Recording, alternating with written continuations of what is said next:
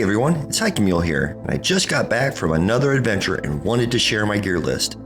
This time around I headed to the sunny state of California to tackle the Rae Lakes Loop.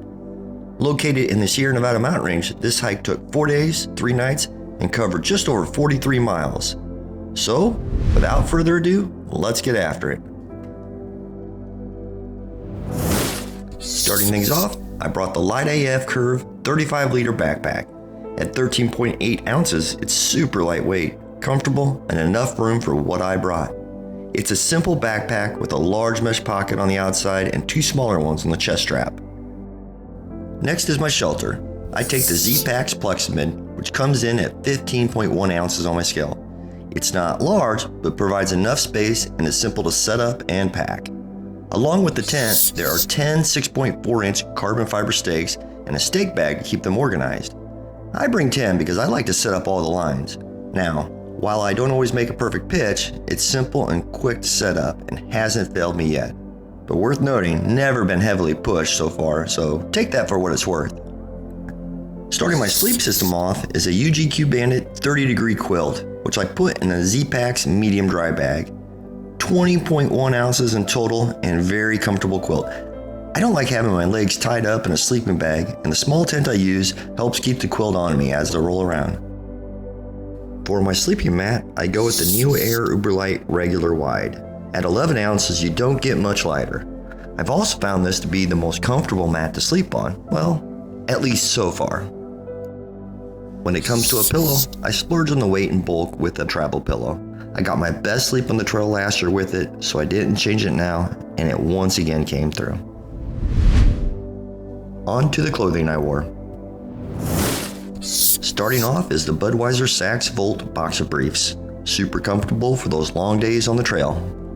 For shorts, I went with the athletic shorts without a liner. Lightweight, comfortable, and also has pockets for storing my phone. Up top, I went with the KUIU Ultra Merino 125 SS Crew Tee. I brought along a second t-shirt, but we'll cover that later. Keeping my feet comfortable are Darn Tough socks, which worked in the past hikes and did not let me down on this one. For shoes, I also stuck with what worked in the past, but went with a new model, the Ultra Lone Peak 6. Roomy, lightweight, and comfortable. I highly recommend them if you're looking for something in this department. I'm not blessed with a lot of hair, so I need a ball cap for sun protection. I took the same one I've already beaten up in the past. Why break it if it's not broken? To protect my eyes, I brought some sunglasses. I don't bring a case to protect it, I'm just careful where I put them at night. For trekking poles, I changed them up some, going with the Cascade Mountain Tech poles. I originally picked them up for my daughter, but she wasn't able to make the trip, so I put them to test this time around. Needless to say, they worked fantastic. Finally, what I carry in my pocket versus a backpack is an iPhone 13 with holder that has a driver's license, credit card, and a health card. I like the quick access for pictures and video. On to miscellaneous crap that doesn't cleanly fit into another category. For a sit pad, I bring a quick and easy Z-Packs foldable foam pad. It doubles as a cushion in my backpack, making it more comfortable on the carry. On to the cook system. For my cook pot, I use the Tom Shoe Ultralight 750ml titanium cup, which has a small sack. Perfect size and lightweight. The sack is also used to insulate my food as it rehydrates. For the fuel, I use a small MSR ISR Pro. For the stove, I use a BSR 3000 titanium alloy burner, which comes in a sack, super small and never had any issues so far. I bring a small Bic lighter, which gets everything going. I don't bring a backup starter since we have multiple people on the trip, so we're covered. And finally, I bring a small scrubber sponge. It helps clean up, but also hold the hot lids or cups. For water, I brought 2 smaller water bottles. This route had a good water source, so I only carried one full. The second one was used at camp, but more on that later. For water filtration, I brought the Ketadine Be Free in 1 liter bag. Fast water flow with a nice flexible bag. My favorite filter so far. With going in July, mosquitoes were an issue, so I brought along a small head net. I never got to the point of needing it, but some of us in the group did. On to the electronics, which I put in a small quart bag for extra protection. In this bag includes an Anker Power Cord 10,000, a couple mini cables for charging, earbuds for that late night music, a Garmin InReach Mini for communication back home, a Nightcore NU25 without a strap for light, some small blue fairy lights for the tent, and finally a small paper map of the trail in case the phones fail to work. For the bathroom kit, I have a Deuce of Spades trowel for the cat holes, 10 Summit compressed towels, and a Coolio portable bidet. I used the spare water bottle mentioned earlier to wet the towelettes along with using the bidet in an effort to minimize the impact there. I thought it worked pretty well. Worth noting, I needed to pack out the toilet paper in this route, so I brought along a quart bag lined with 2 dryer sheets for the job. It was my first time taking this approach and it worked out well. I may just use it for all routes going forward, regardless of the rules. The next bag holds several odds and ends. Let's see. Sunscreen, bug spray, pocket knife, hand sanitizer, toothbrush, toothpaste, and deodorant, although that last one did little good after 4 days. Next is the first aid kit. In a light AF bag, I had long bandages, short bandages, swabs, alcohol wipes, Neosporin, a couple sports tapes, and a variety of patches. Finally, I have all my pills, from Advil to vitamins. Finally, to feel somewhat normal at night, I brought along some calming face wipes to knock off a layer of grime. It's a pack of 10, so I was able to use a few each night. On to the all-important food. This trail requires a BearVault, so I brought the BV450, which barely fits into my pack, but was by far large enough for what I needed.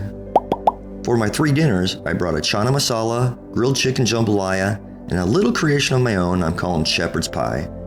Each of these I repacked into a quart freezer bag to save some weight and space. Just make sure to write down how much water and time to rehydrate on each package. For breakfast, I brought along 3 Pro bars. They are calorically dense and simple. I did the same for lunch, but brought along 4 because I didn't know how long the hike was going to take out that last day. For my morning snacks, I brought along 4 regular-sized Snicker bars. The chocolate is a nice pick-me-up and hits the system fast. As for that afternoon snack, I brought along 4 fruit bars. It's nice to get a little fruit out there while on the trail, even if it's in a bar form. For drinks, I brought along 10 noon hydration tabs which have caffeine, and I also brought along 6 lemonade packs for, yep, you guessed it, it's the perfect mix combination for vodka and water. For the dinners, I bring along a Sea to Summit polycarbonated spoon. It's not a long handle, but since I repackaged them into quart bags which can be rolled down, it's not needed. Finally, I bring along a gallon bag for my garbage along the way. Worked perfect.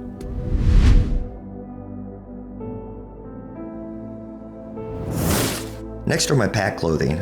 All of them fit into the bag of Plexamid, giving them an extra layer of water resistance. First up is my puffy jacket, the Enlighten Equipment Men's Toured Apex Large Jacket without a hood. Coming in at 8.2 ounces, it's lightweight, warm, and packed small.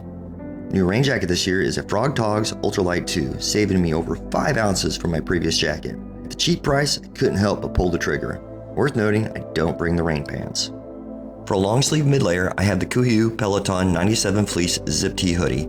Its warmth to weight ratio make it a perfect candidate. For warmth on my legs, I go with the Viore Performance Pants. Extremely comfortable, which is a huge bonus if you have to sleep in them. I brought along a second t-shirt this year and switched to it as my primary halfway through. The Belong Designs tee is lightweight and performs well when it's hot. I also brought along an extra pair of underwear, very similar to the first but does fit a little different, just in case. The extra pair of Smartwool socks are comfortable and fit slightly different from my primary pair, also just in case. For cold nights or mornings, I have Head Ultra Fit running gloves, a perfect 3-season pair of gloves. To keep my noggin warm, I use a cool fleece hat.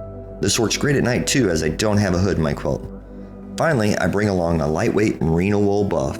I use this when it's cold or as a tent towel when things need to be wiped down. Well, that's it. That's what I brought along on this adventure to the Sierra Nevada mountains. When I weighed the pack with everything loaded, including the water and fuel, it was 18.3 pounds, which does not include the worn items. For fun, I also weighed the pack at the end of the trip, 13.2 pounds. This is a pretty comfortable pack weight for me, and I also brought along several luxury items to make the trip more enjoyable. If you have any questions or suggestions for me, please leave a comment below. As always, thanks for watching, and happy hiking everyone.